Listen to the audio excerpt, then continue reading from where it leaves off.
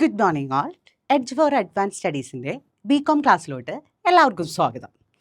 ഇന്ന് നമ്മൾ ഒരു ഒരു ഇൻവിസിബിൾ എഞ്ചിനെ കുറിച്ചാണ് നമ്മളിന്ന് പറയാൻ പോണത്. ഓക്കെ, ഇൻവിസിബിൾ എഞ്ചിൻ ആ പേരിൽ തന്നെ ഉണ്ട്. എന്തായിരിക്കും ഒരു ഇൻവിസിബിൾ എഞ്ചിൻ? നമുക്ക് കാണാൻ പറ്റാത്ത ഒരു എഞ്ചിൻ എങ്ങനെ ബിസിനസ് ഇമ്പ്രൂവ് ചെയ്യണമെന്നാണ് നമ്മളിന്ന് നോക്കാൻ പോണത്. ഓക്കെ, അപ്പോൾ നമുക്കൊരു പഴയ ഒരു സ്റ്റോറിയല്ല, നമ്മളൊരു മുന്നേ ഉള്ള ഒരു 1940s എന്നാണ് നമ്മൾ സ്റ്റാർട്ട് ചെയ്യുന്നത്. അപ്പോൾ നിങ്ങൾ വിചാരിക്കും ഇതൊരു ഹിസ്റ്ററി ക്ലാസ് ആണോ എന്ന്. അല്ല, ഹിസ്റ്ററി ക്ലാസ് ഒന്നല്ല, ബികോമുകാരുടെ ഒരു ക്ലാസ് തന്നെയാണ്.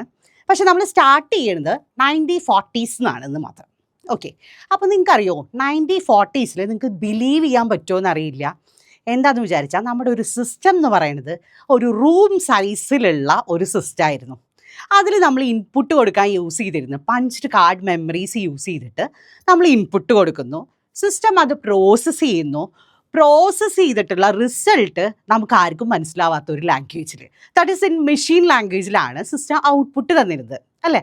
അപ്പോൾ എന്താണ്, നമുക്ക് ഇപ്പോഴത്തെ കാലത്ത് നമ്മളെന്താണ് ജെമിനൈ പോലെയുള്ള ആപ്പിനോട് പറയുന്നു, എനിക്കൊരു ഫോട്ടോ ക്രിയേറ്റ് ചെയ്ത് തരണം വിത്ത് മൈ ഗേൾ ഫ്രണ്ട് ഇന്ന പാരീസിലോ എവിടെയെങ്കിലും ഒക്കെ ഉള്ള ഏതെങ്കിലും ഒരു പ്ലേസിൽ വെച്ചിട്ട് എനിക്കിങ്ങനെ ഒരു ഫോട്ടോ ക്രിയേറ്റ് ചെയ്യണതും നമ്മൾ ജസ്റ്റ് വേർഡ്സിലൂടെ പറയുമ്പോഴേക്കും നമുക്ക് എന്താണ് ഔട്ട്പുട്ട് കിട്ടുകയാണ്.